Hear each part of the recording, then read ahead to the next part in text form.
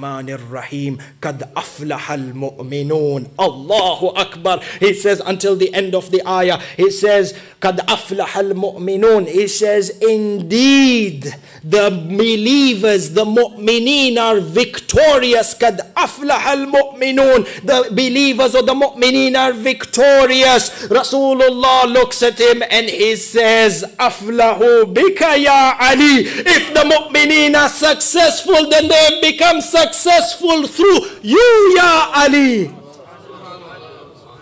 How can we substitute our master for somebody else when you have a master like Ali ibn Abi Talib? Kad aflaha al-mu'minun. Every person who holds love for Amirul Mu'mineen in his heart, whether he's a believer or he is a sinner, and we are not in a place where we want to justify sinning. La, but what we are saying is a reality. Every one of you can attest for this inside your hearts. A person, whether he is a true believer, sincere, follows the deen to the dot, or a person who has shortcomings, and the person who is a sinner, regardless of which category you are, by the sake or by virtue of the love that you hold for Amirul Mu'mineen in your heart, you hope that you will drink from the cup of Kawthar. Allahu Akbar. This is the mu'min. From the time that he is born, from the time that he is raised in his family, he is taught nothing but to say Ya Ali. When he wants to get a tarbiyah, when he wants to catch a certain manhaj, when he wants to build and mold his personality, he goes back to Nahjul Balaga and he looks for the poet Ya Ali. This is a mu'min. Every step of his life he is never separated from Imam Ali. This is a mu'min that when he wants to become victorious or wants to gain victory in the akhirah,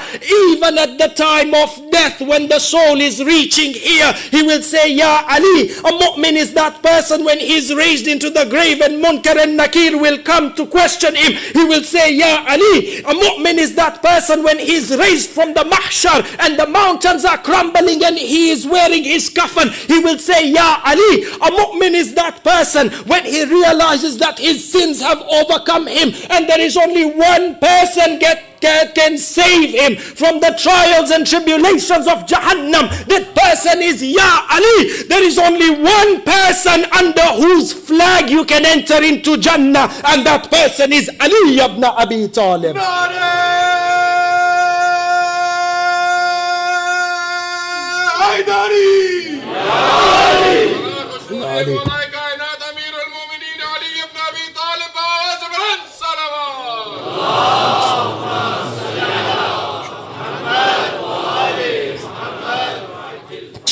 Alaykum bil haq. Ever since Amirul Mu'mineen was born in the Kaaba, along 1,400 years, how many times has the Kaaba been destroyed and how many times has the Kaaba been reconstructed? Every time the Kaaba has been destroyed and reconstructed, the same crack where Fatima bint Asad reappears. Generation after generation has come and has tried to hide this miraculous event. Look, within the last 100 years, how many times has the Kaaba been reconstructed? How many times have they tried to hide the crack on the Kaaba to try and conceal the miraculous birth of Amirul Mu'mineen? Because no other person before Ali was born in the Kaaba, no other person after Ali will be born in the Kaaba. So generation after generation, reconstruction after reconstruction, they try to plaster the Kaaba, cement the Kaaba, build the Kaaba with bricks,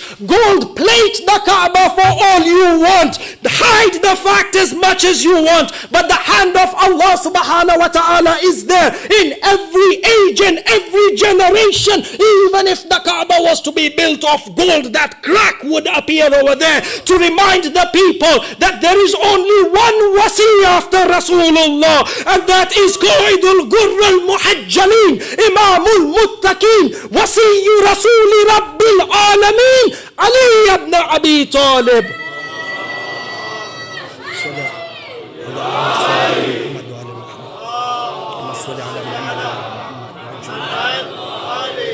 Generation after generation, construct, reconstruct, destroy, rebuild that Kaaba, that crack will remain over there.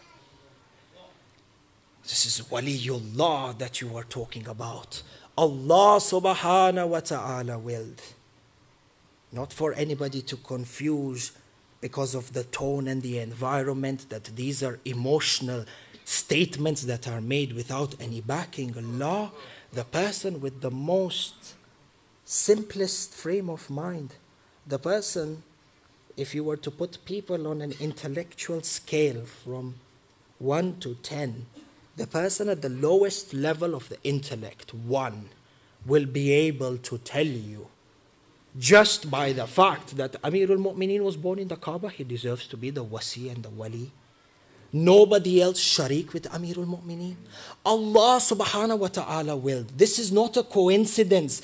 Allah subhanahu wa ta'ala willed that Amirul Mu'mineen should be born in the house which will then be called Baytullah.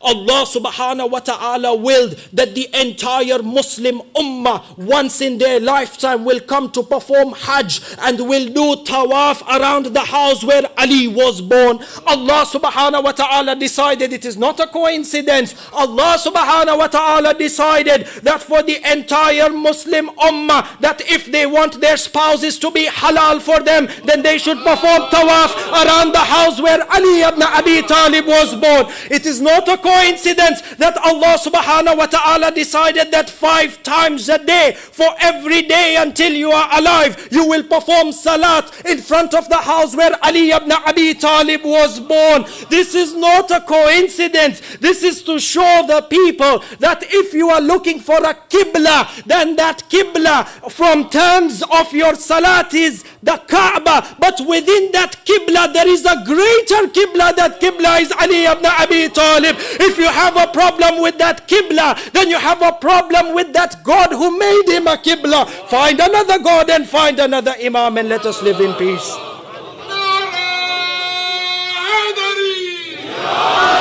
Person with the